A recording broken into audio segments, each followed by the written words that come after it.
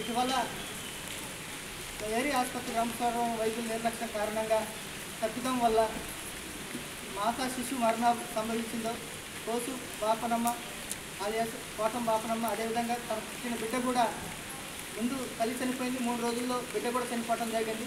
దీనికి ఉమ్మాటికి వైద్యుల నిర్లక్ష్యమే కారణమంటూ పిఓ గారికి రిప్రజెంటేషన్ ఇవ్వడం జరిగింది.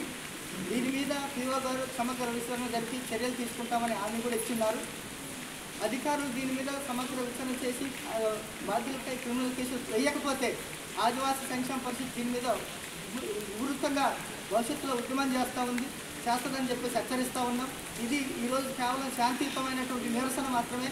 ఇక భవిష్యత్తులో శాంతియుతమైన నిరసనలు ఉండవు. ఎందుకంటే ఈ 2025 సంవత్సరాలు స్టార్ట్ అయిన కానీ ఇప్పటి వరకు కొన్ని పదులు మాతా శిశు మరణాలు సంభవించాయి.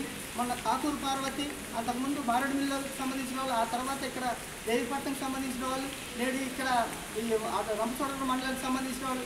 ఇది కేవలం హాస్పిటల్లో ఉన్నటువంటి డాక్టర్ల నిర్లక్ష్యం, అదేవిధంగా ఉన్నతాధికారుల పర్యవేక్షణ లోపం వల్ల జరుగుతుంది. వీటన్నిటికంటే స్థానికంగా ఉన్నటువంటి ఎమ్మెల్యే, అంతేకాదు స్థానికంగా ఉన్నటువంటి ప్రజాప్రతినిధులు అండ చూసుకొని వాళ్ళు ఈ రకంగా రెచ్చిపోతున్నారు. దీన్ని మేము చాలా తీవ్రంగా ఖండిస్తున్నాం. ఇంతమంది ఇలా చచ్చిపోతున్నా కానీ ఎమ్మెల్యే తనకు చీమ కుట్టినట్టు కూడా వ్యవహరించకుండా ఏదో సంక్షేమ పథకాలు మోసుకుంటూ తిరుగుతూ ఏదో ప్రజలు ఉద్ధరిస్తామని చెప్పేసి మా ప్రభుత్వం అన్నిటికీ చేస్తుందని చెప్పేసి మెడికల్ కాలేజ్ కడుతున్నాం, ఇది కడుతున్నామని చెప్పేసి రాజకీయాలు చేసుకుని తిరుగుతున్నారు. ఇక్కడ ఆదివాసులు మరణిస్తుంటే మాత్రం వీళ్ళకి అది కనిపించడం లేదు.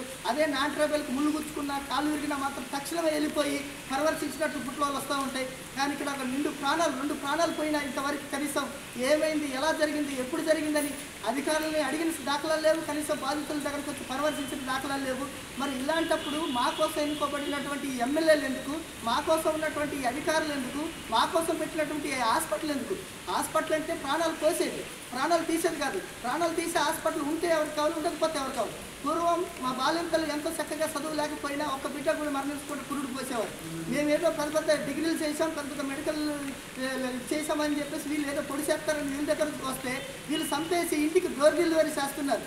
ఈరోజు ఈ రంపచోడవరం నియోజకవర్గం వ్యాప్తంగా సరైన సౌకర్యాలు లేవు.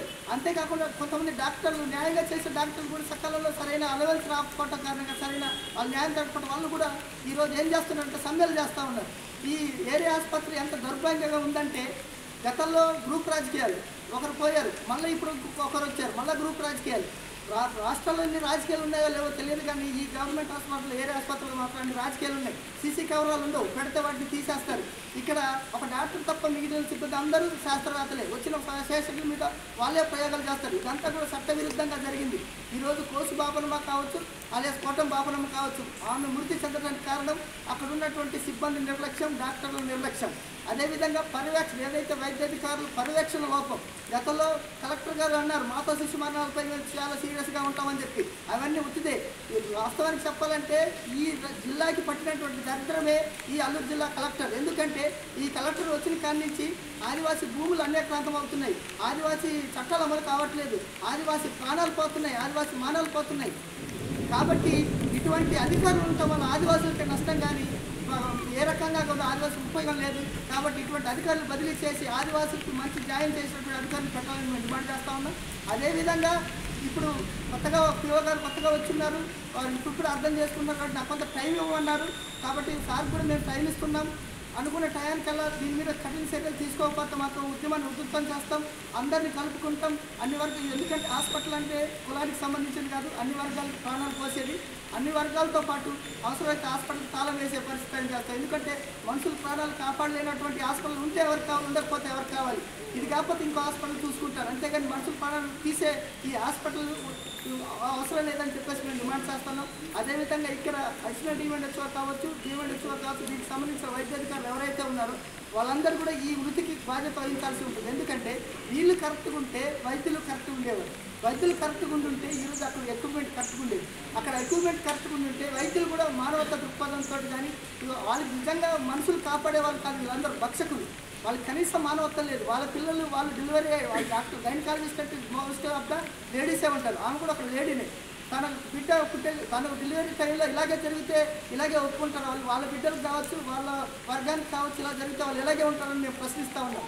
మీరు మాత్రం ప్రైవేట్ హాస్పిటల్లో మంచిగా డెలివరీ చేయించుకుంటారు, మమ్మల్ని మాత్రం ఈ ఏమి లేనటువంటి ఈ డబ్బా హాస్పిటళ్లలో పెట్టి మమ్మల్ని చంపుతారా?